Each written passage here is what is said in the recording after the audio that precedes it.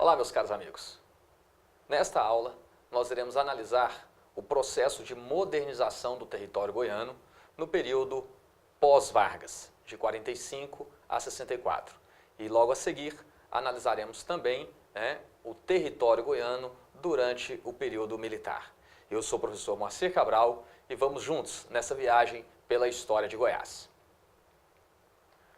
Muito bem, meus caros, olha só, nós vamos começar aqui abordando o período da chamada República Democrática, que vai então de 45 a 1964, o período pós-Vargas. Vargas então é deposto em 45, nós temos ali alguns governos provisórios até que foram realizadas eleições, e o Brasil tem aí uma experiência democrática até 1964, quando nós tivemos um rompimento institucional, em que um golpe aí civil-militar pôs fim a um governo eleito pelo povo e instaurou-se no país uma ditadura que durou aí 21 anos. Muito bem, mas nós vamos analisar aqui nesse período o processo de modernização do território goiano. A partir ali então do governo Vargas, a transferência da capital, a marcha para o oeste, que foi um projeto varguista, você tem aí o início do processo de modernização desse território. Goiás então que vai sair da condição aí de penúltimo estado da federação em termos de desenvolvimento econômico, para chegarmos aí nos dias de hoje, como uma das maiores economias do país. Então vamos lá, pessoal, vamos analisar aqui esse processo. Bom, esse período de 45 e até 64 é um período marcado por uma maior inserção de Goiás na economia nacional. E para que você entenda bem esse processo, é fundamental compreendermos, analisarmos aqui a transferência da capital federal para o território goiano. Nós analisamos aqui na aula passada o batismo cultural de Goiânia, em 1942. Na década seguinte nós temos a construção de Brasília no território goiano. Mais precisamente, em 1956 nós temos aí o início das obras da capital federal. Então a capital federal que estava no Rio de Janeiro foi transferida para o território goiano. Como eu já havia adiantado para vocês também, esse território, onde está hoje a capital federal, já havia sido delimitado logo nos primeiros anos da República. Em 1894, um geógrafo, o engenheiro Luiz Cruz, chefiou uma expedição à região central do Brasil e escolheu esse quadrilátero onde hoje está o Distrito Federal para ser o território aí que abrigaria então a futura capital. Mas levou-se muito tempo então, até que Juscelino Kubitschek, chegando à presidência do Brasil, faz da construção de Brasília o carro-chefe da sua administração, que tinha aí um plano de metas, com um slogan que era 50 anos de desenvolvimento em 5 anos de governo. E então Brasília sai rapidamente do papel. E é importante então entendermos a transferência dessa capital e assim possibilitando uma maior inserção de Goiás na economia nacional. Porque veja só, nós estávamos analisando nas aulas anteriores, após o ciclo do ouro, após ali o apogeu da atividade mineradora, Goiás cai numa situação de isolamento. A dificuldade que se tinha para a modernização da economia goiana era justamente o isolamento desse território em relação às demais regiões do país. Nós analisamos que a ferrovia, no início do século XX, foi um fator importante que marcou a inserção de Goiás na economia nacional. Porém, nós destacamos também que essa inserção ela beneficiava sobretudo a região sul do território goiano, já que a ferrovia não alcançou, não cortou o território goiano em toda a sua extensão. Então ela não serviu para alterar de forma tão significativa o quadro econômico do território goiano, mas sim foi o marco para a inserção de Goiás na economia nacional. Porém, é na segunda metade do século XX, já em 1956, com a construção de Brasília, com a transferência da capital federal para o território goiano, que Goiás irá experimentar então uma maior inserção na economia nacional. E aí um fator determinante para isso foi justamente o quê? Com a transferência da capital federal, essa capital não poderia ficar isolada do restante do país. Então o governo federal foi obrigado a abrir eixos rodoviários, cortando o território goiano, ligando a capital federal a todas as regiões do país. Então esse é o ponto importante para que você entenda essa maior inserção de Goiás na economia nacional. A abertura desses eixos rodoviários, ligando a capital federal a todo o território nacional, então favoreceu o território goiano.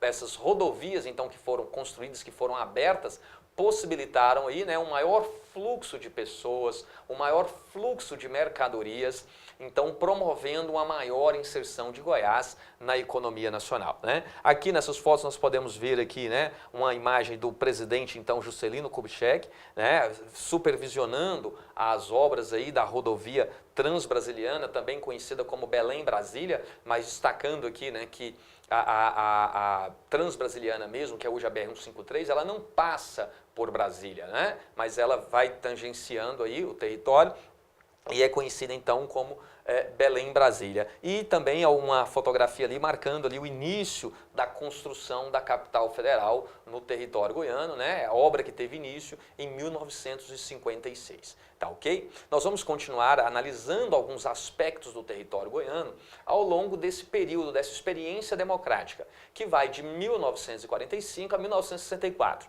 Tá? Eu não vou destacar nesse primeiro momento os governos em si, mas vou destacar os principais pontos, tá? Que marcam esse maior dinamismo do território goiano a partir desse período, ok? Outro ponto que merece destaque é que nesse período Goiânia então vai se consolidar. Goiânia deu certo, né? Muito mais rápido do que os seus idealizadores imaginavam, né? E é muito importante nós entendermos também essa consolidação de Goiânia atrelado ao projeto varguista de Marcha para o Oeste, que incentivou fluxos migratórios rumo ao interior do país. Então, Goiânia recebe nesse contexto um grande número, né, de pessoas que migram para cá em busca das terras prometidas para a reforma agrária, e como eu já havia dito no bloco anterior, né, essas terras elas não atenderam toda a população que para cá veio, mas então a promessa dessas terras serviu como um fator de atração dessa população para o território goiano. Então você tem a consolidação de Goiânia, o incremento aí no processo de transporte com a abertura de eixos rodoviários, com a pavimentação da rodovia, né, ligando aí Goiânia, Anápolis, Brasília, tudo isso favorecendo um maior desenvolvimento da capital. Goiânia deu certo, Goiânia se consolidou, né? Um outro ponto importante é que neste período também nós temos aí um processo de modernização do território e um processo de modernização da agricultura. E um ponto-chave é que nesse processo de modernização da agricultura, que nós vamos analisar de forma mais detida um pouquinho à frente, né, no outro bloco, esse processo de modernização, ele também expulsa o homem do campo. Já que o trabalho no campo até então, ele era feito por dezenas de pessoas, né, para desenvolver ali uma atividade no meio rural. Com a modernização da agricultura, com a chegada de maquinário, com a chegada de tecnologia, um pequeno número de pessoas operando máquinas irá realizar ali, né, trabalhos com maior qualidade, com maior celeridade. Então, liberando um grande contingente populacional que estava no campo, que tem, então, obrigatoriamente que migrar em direção às cidades. E aí você tem, nesse período, um processo de urbanização. Ou seja, a população começa a deixar o campo e indo em direção à cidade, fruto desse processo de modernização da agricultura. Então, Goiás, o Brasil de forma geral, né, de maneira geral, mas Goiás também vai experimentar essa aceleração aí no processo de urbanização, que vai culminar lá na década de 70, no momento em que a população urbana torna-se majoritária no território goiano. Então, nesse momento, né, o território goiano tem a sua população majoritariamente ainda no meio rural, mas inicia aqui esse processo então de urbanização, a população deixando o campo, indo em direção às cidades, né, como uma consequência desse processo de modernização. E a questão do crescimento populacional, como eu falei, também fruto da marcha para o oeste, né, em decorrência das terras prometidas nesse território pelo governo Vargas. Promessa essa que não se concretizou integralmente, mas serviu para atrair um grande contingente populacional para o território goiano. Esse processo também de modernização levou a um aumento na produção e na produtividade, né, já que proporcionou tanto a expansão da área de cultivo, né, como a aplicação de tecnologia, né, de maquinário, de insumos, favoreceu o aumento na produtividade. Tá? Então você tem aí a expansão da área agricultável, bem como, né, um melhor trabalho, melhor preparo dessa terra, trazendo ganhos em produtividade. Então é outra característica forte desse período que nós não podemos perder de vista. E aí, claro, esse processo de modernização que expulsa o homem do campo em direção às cidades, né, esse processo ele gera aí umas tensões sociais. Por quê? Essa parcela da população que é expulsa do campo, então, e é obrigada a ir para a cidade, chegando na cidade, nem sempre ela encontra, né, as condições dignas ali de moradia, encontra trabalho, né, encontra meios para o seu sustento. E aí você tem o acirramento nos conflitos pela posse de terras. Né? Esses conflitos se deram em diversas partes do território goiano, mas merece destaque aqui com vocês o conflito na região de Trombas e Formoso. Muito bem, na aula passada eu destaquei com vocês, né, a marcha para o oeste, a implantação da colônia agrícola de Ceres e que essas terras então logo se esgotaram. Mas pessoas continuaram a vir para o território goiano em busca das tais terras prometidas pelo governo. O fato é que chegando à região de Ceres, constatando que as terras ali já haviam esgotado, parte dessa população então foi para a região mais ao norte, a região mais ao norte de Uruaçu. E foram ocupando áreas de terras que pertenciam ao Estado, mas o Estado não exercia ali nenhum controle, nenhuma regulação. Eram áreas de terras que estavam isoladas, né? E daí então não tinham valor, não eram de interesse aí dos grandes proprietários. E aí você teve ali esses camponeses chegando, se instalando nessa região, né? E plantando suas roças, cuidando ali da sua família, sua criação. O fato é que na década seguinte, na década de 50, como eu falei para vocês, nós temos aí com a transferência da capital federal para o território goiano, nós temos a abertura de eixos rodoviários. E justamente nessa região de Trombas e Formoso, nós temos ali nessa região cortada pela rodovia Transbrasiliana. Então essas áreas, né, que estavam desvalorizadas, que eram áreas desvalorizadas justamente pela situação de isolamento, passaram por um processo, um rápido processo de valorização, em razão da abertura desse eixo rodoviário. E aí, claro, despertou também a atenção dos grandes proprietários de terra, dos grandes fazendeiros, ou chamados aqui de grileiros, né, que passaram a intimidar esses camponeses com o propósito de tomar-lhes as terras. Né? E como é que acontecia esse processo?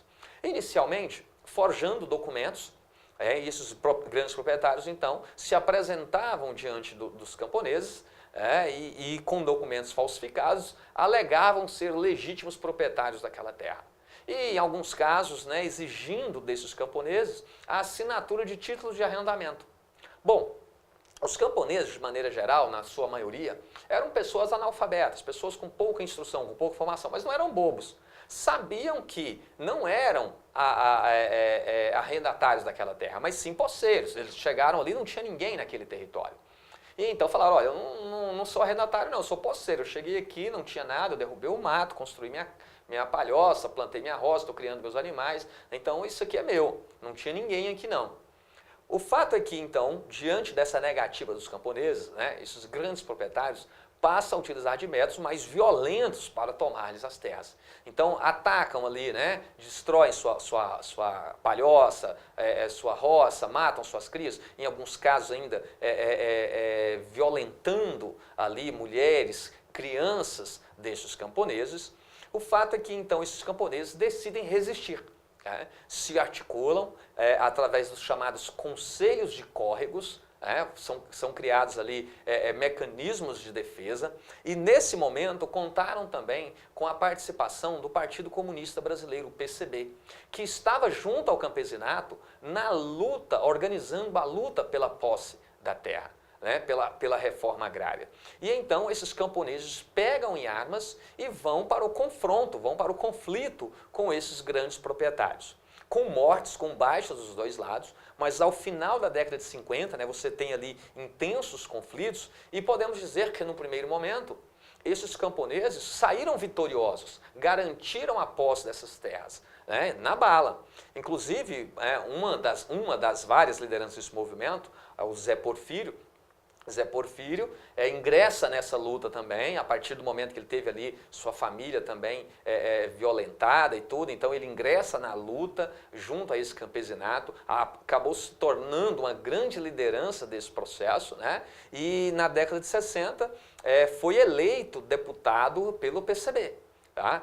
Depois veio a repressão, veio o golpe militar, teve seus direitos políticos cassados, foi preso e desapareceu. Né? Não se teve mais notícia do Zé Porfírio. Assim como várias outras lideranças camponesas que lutaram pela posse da terra. Assim que veio o golpe militar de 64, essas lideranças foram perseguidas, foram mortas, desapareceram aí, né, nos porões da nossa ditadura. Muito bem. Essa influência crescente do Partido Comunista junto ao campesinato levou até mesmo a igreja a pensar numa proposta de reforma agrária, certo? Para tentar tirar aí essa influência comunista junto ao campesinato. Então, sob a liderança do arcebispo, Dom Fernando, foi elaborado um projeto de reforma agrária por parte da igreja na região de Corumbá. Mas as terras ali, a área não era uma área favorável, esse projeto também fracassou, mas a intenção da igreja era apresentar para o Estado um projeto que seria um projeto piloto de reforma agrária, seria o modelo de reforma agrária a ser seguido pelo Estado, como forma também de combater o avanço dos comunistas junto ao campesinato na luta, organizando a luta pela posse da terra.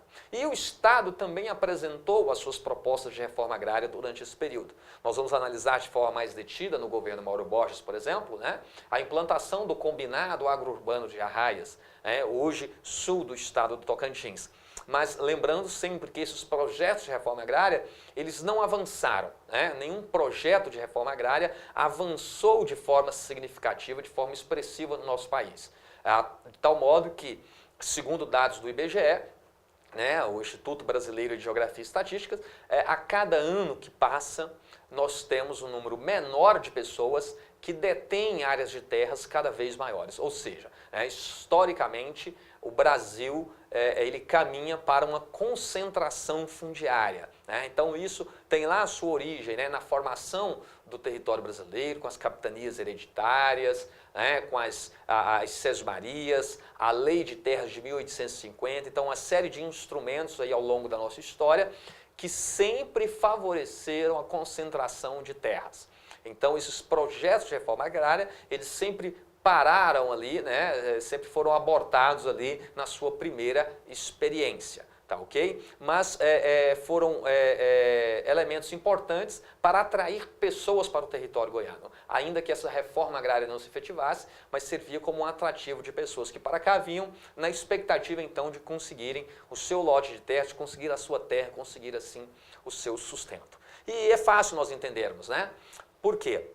Essas famílias, essas pessoas que estavam ali nas grandes propriedades, eles não tinham a propriedade, mas eles tinham a posse dos meios de produção. Então ele estava na condição de meieiro, de parceiro, de agregado numa grande propriedade, mas ele podia ali cultivar o seu alimento, criar algum animal que era utilizado ali nos serviços domésticos, na alimentação da família.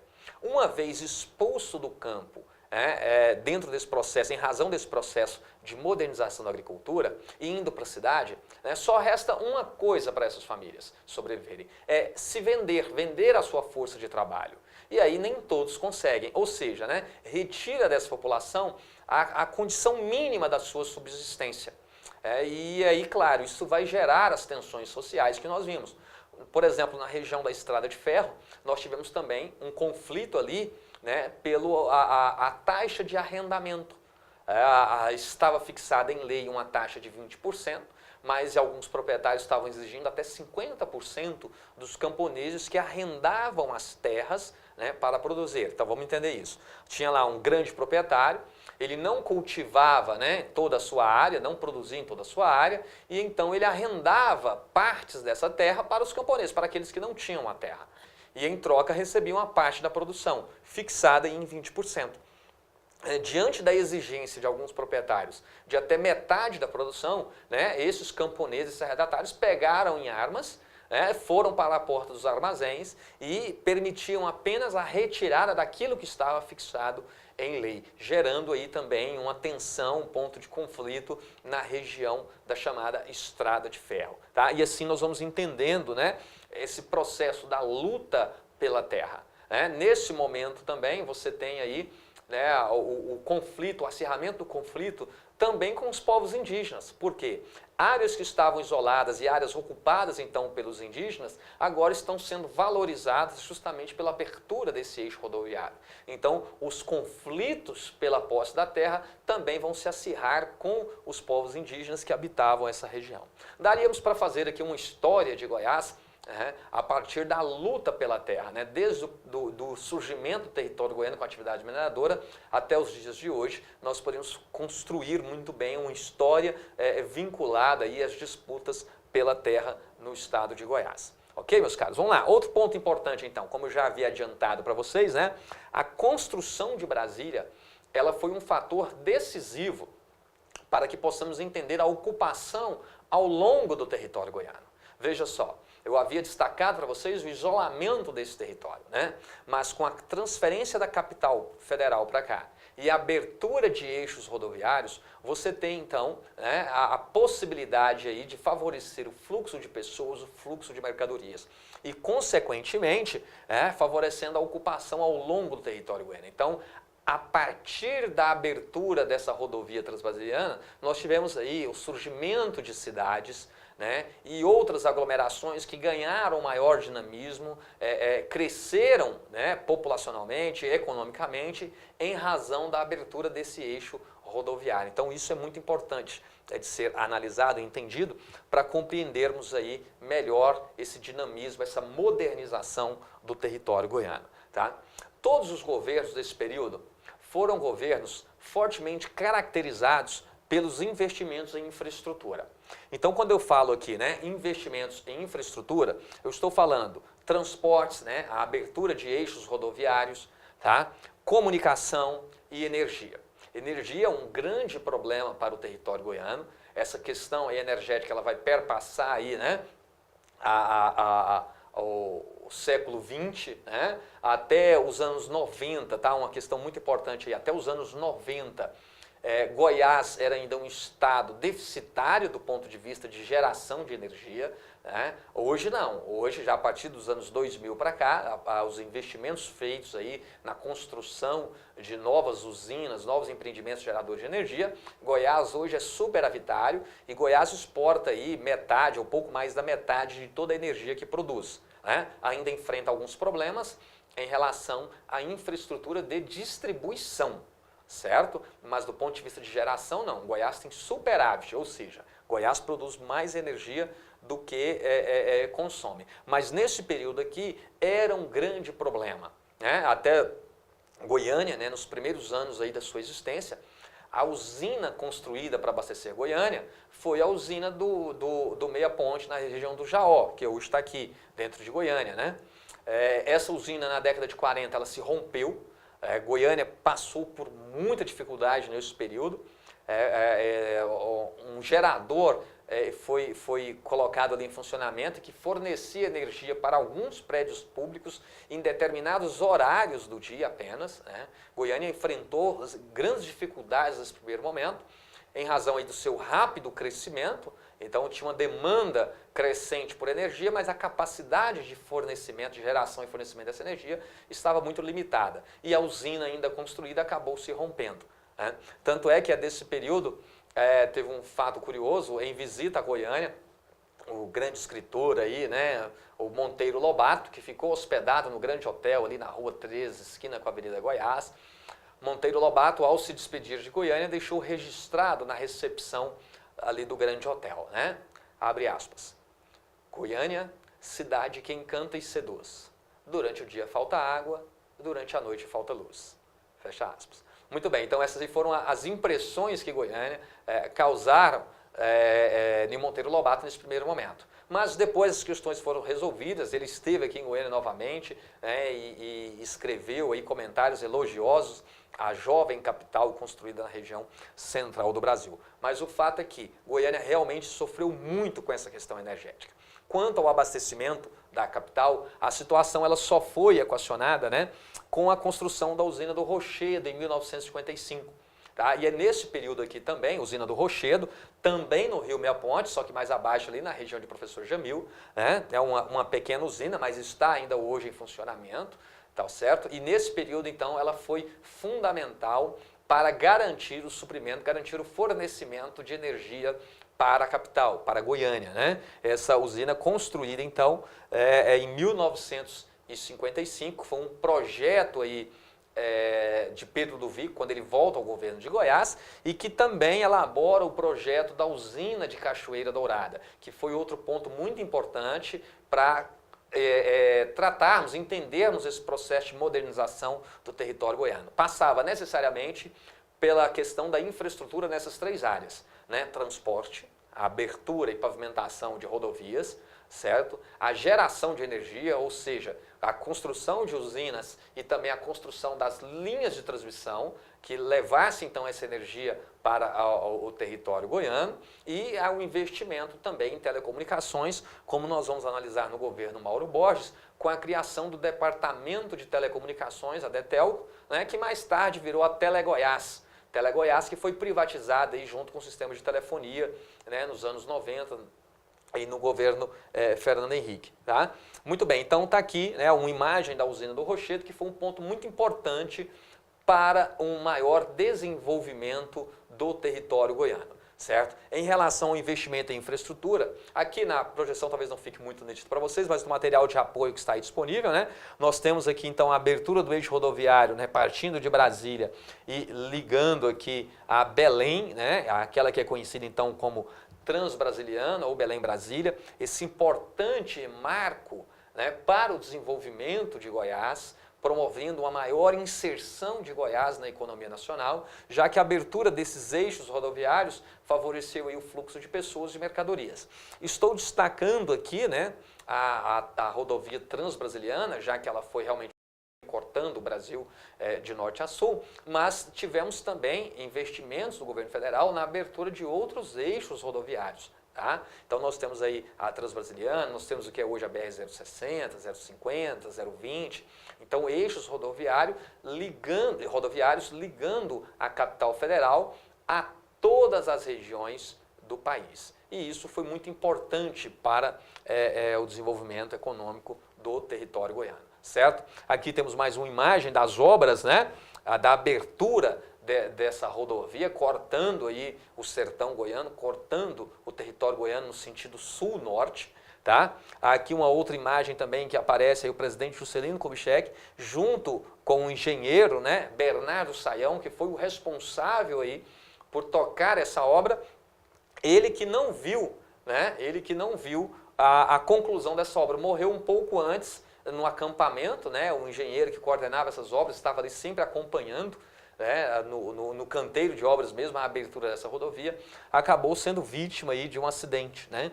Uma árvore caiu sobre a sua barraca, onde ele estava ali acampado, ele foi atingido por essa árvore, não resistiu e faleceu. Né? Faleceu assim o engenheiro Bernardo Sayão, que foi o responsável por tocar essa obra sem sombra de dúvidas. Uma obra épica, né? Cortar esse sertão, cortar esse território, né, inóspito, abrindo um eixo rodoviário, passando aí pelas todas as dificuldades, né, e então tocar uma obra dessa é um feito realmente épico, algo muito importante que deve ser lembrado. Por isso que o nome do engenheiro Bernardo Sayão, ele é muito lembrado aqui em Goiás. Nós temos em diversas cidades, nós temos ruas, avenidas que levam o nome de engenheiro Bernardo Sayão, escolas, então monumentos aí em homenagem a este homem que tocou tanto o projeto da colônia agrícola de Ceres, né, como também a abertura desse eixo rodoviário, e que foi inclusive acusado, na época da colônia agrícola de Ceres, de desviar recursos ali e tal, alguma coisa assim. Mas isso acabou ficando algo menor e relevante na sua biografia, e realmente os feitos dele no território goiano, o trabalho dele dedicado aqui à construção de Brasília, à abertura desses eixos rodoviários, foi o que marcou a história, a biografia do engenheiro Bernardo Sayão. Assim como também o presidente Juscelino Kubitschek, né, que tocou o projeto de Brasília. Né? Observem que Brasília é anterior a Juscelino, não foi algo que ele idealizou. Brasília já estava idealizada. Ele apenas viabilizou, ele apenas tocou esse projeto, essa obra. Juscelino Kubitschek, que também, né, sofreu grande pressão durante o seu governo, né? Conseguiu terminar ali o seu governo, mas sob forte pressão, acusado também ali de corrupção. Tinha um fato bastante curioso: Juscelino Kubitschek era levado constantemente à Polícia Federal para explicar se um prédio na Vieira Solto, no Rio de Janeiro, era ou não era dele e tal, né? Então, mas está aí o grande marco. Quando fala-se Juscelino Kubitschek, você lembra o quê? Você lembra da construção de Brasília, você lembra da abertura da rodovia Transbrasiliana, de eixos rodoviários, ok? Então, pontos importantes para entendermos aí o desenvolvimento e a chamada modernização do território goiano. Beleza, meus caros? No próximo bloco, nós vamos analisar aqui os governos desse período, dando uma atenção maior para o governo Mauro Borges Teixeira. Te aguardo no próximo bloco.